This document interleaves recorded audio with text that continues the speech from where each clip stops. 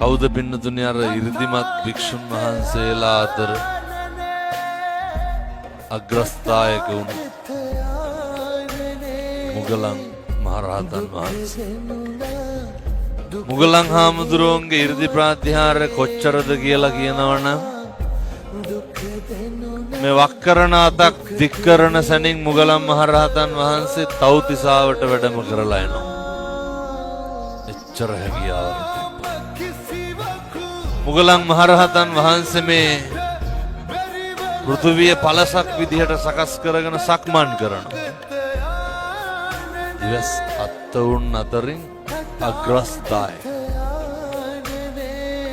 මුගලන් මහරහතන් වහන්සේ ධම්සභා මණ්ඩපයේ ඉන්නකොට පින්නතුනි බුදුරජාණන් වහන්සේ මොකක් හරි දේශනාවක් සිද්ධ කරනවා නම්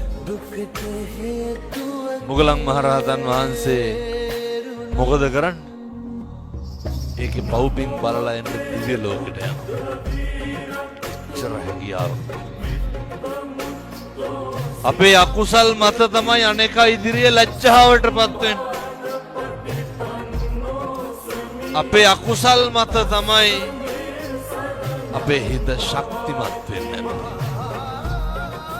අපේ අකුසල් මත තමයි අපි තාඩනයට පීඩනයට ලක් වෙන්නේ.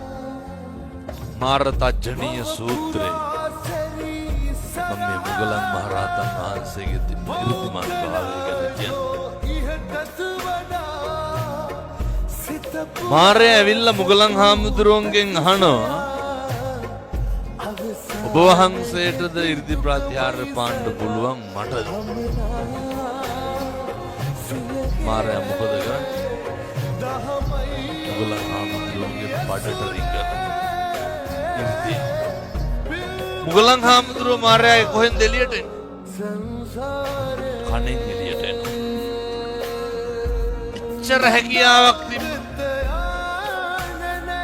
සක්‍රය ඇවිල්ලා මුගලන් මහරහතන් වහන්සේගෙන් අහනවා කාටද 이르දිමත් භාවයේ තියෙන්නේ?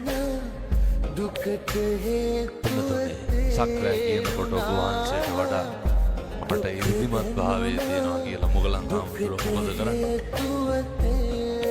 සක්‍රය බලනවා සක්‍රයාගේ වෛජයන්ත ප්‍රාසාදයේ හෙල්ලෙන්න ගත්තා. ඒක හෙල්ලෙන්න මුගලන් හාමුදුරුවෝ නියපොත්තෙන් හොල්ලනවා බලනකොට. සක්‍රය කියනකොට මුගලන් මහරහතන් වහන්සේ මොකද කරන්නේ?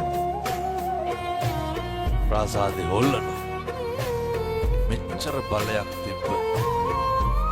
මෙච්චර විශ්මිත හැකියාවක් තිබ්බ. මුගලන් මහරහතන් වහන්සේ පිරිනිවන් පෑවේ මොනවා වෙලාද? මතක තියාගන්න. කුටි කාලා